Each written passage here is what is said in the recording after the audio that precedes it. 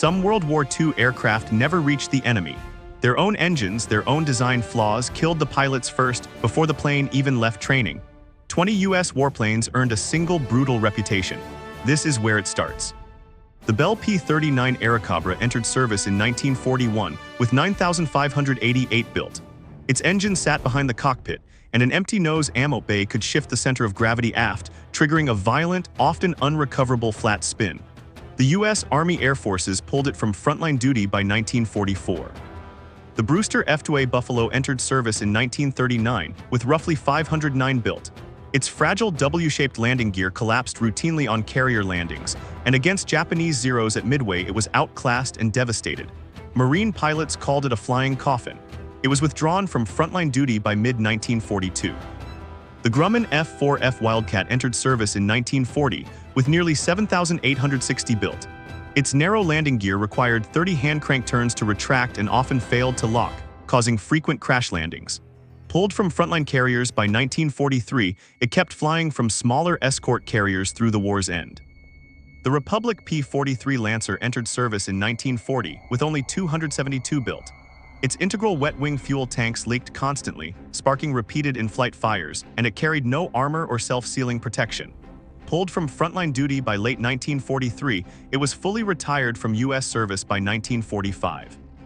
The Vought F-4U Corsair entered service in 1942 with 12,571 built. Its long nose blocked forward visibility on landing, and a vicious stall-plus bouncing landing gear earned it Ensign Eliminator. The Navy banned it from carriers for nearly 2 years. It lost 1,435 aircraft to accidents, retiring in 1953. The Lockheed P-38 Lightning entered service in 1941 with 10,038 built.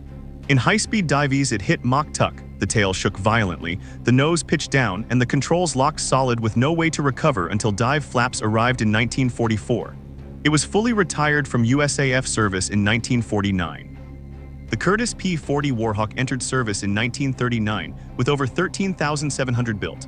A sharp wing-drop stall and the Allison engine's poor high-altitude power caught out inexperienced pilots, though the airframe itself proved rugged overall. Pulled from frontline combat by 1944, it was fully retired from U.S. service soon after. The Martin B-26 Marauder entered service in 1941 with 5,266 built. Its tiny wings forced a high stall speed, giving it brutal single-engine handling that earned the nicknames Widowmaker and One a Day in Tampa Bay during training. It finished the war with the lowest loss rate of any bomber, retired in 1947. The consolidated B-24 Liberator entered service in 1941 with 18,482 built, the most produced American military aircraft ever. Its thin Davis wing could fold from a single flak hit, and ditching at sea often split the fuselage in half, sinking it fast. The fleet was scrapped almost immediately after retiring in 1945. The Boeing B-29 Superfortress entered combat service in 1944 with 3,970 built. Its Wright R-3350 engines had magnesium crankcases that could ignite and burn through a wing spar in seconds. A 1943 prototype crash killed its entire crew and 20 people on the ground before it ever reached the Pacific. Retired in 1960. The Curtiss SB-2C Heldover entered service in 1942 with 7,140 built. Underpowered and riddled with hydraulic and electrical faults, it had a structurally weak tail that could snap off on hard carrier landings, earning it son of a bitch second class. Despite this, it sank more tonnage than any other U.S. aircraft. Retired in 1949. The Brewster SB-2A Buccaneer entered service in 1943 with 771 built. Overweight, underpowered, and structurally fragile, it was rejected outright by the Navy, RAF, and Dutch alike and never once flew in combat. Many rolled straight off the assembly line into the scrapyard. It was fully phased out of service by 1944. The Douglas TBD Devastator entered service in 1937 with only 130 built. By the Battle of Midway in 1942, it was hopelessly obsolete, slow, and lightly armed. Of 41 launched that day, only 6 returned, and all 15 from USS Hornet Squadron were lost. It was withdrawn from frontline duty within weeks. The Vultee BT-13 Valiant entered service in 1940 with 11,537 built. Nicknamed the Vultee Vibrator, it shook violently approaching a stall and could snap into a sudden spin. Its tail was held on by only 3 bolts, causing in-flight failures until the Navy restricted aerobatics entirely. Phased out of training by 1944. The North American AT-6 Texan entered service in 1940 with 15,495 built. A superb trainer in skilled hands, but mishandled it could flick suddenly into a violent, uncommanded roll or snap-stall mid-loop, breaking spars and killing cadets across multiple air forces. It remained in USAF service, redesignated T6 until 1958. The Curtiss-Wright AT-9 Jeep entered service in 1942 with roughly 791 built. Deliberately designed unstable and twitchy to prepare pilots for the B-26 and P-38, it overshot that goal badly. Phased out by 1943, every surviving example was ordered scrapped afterward. The only WW2 US trainer never sold as surplus. The Curtiss C-46 Commando entered service in 1942 with 3,200 built.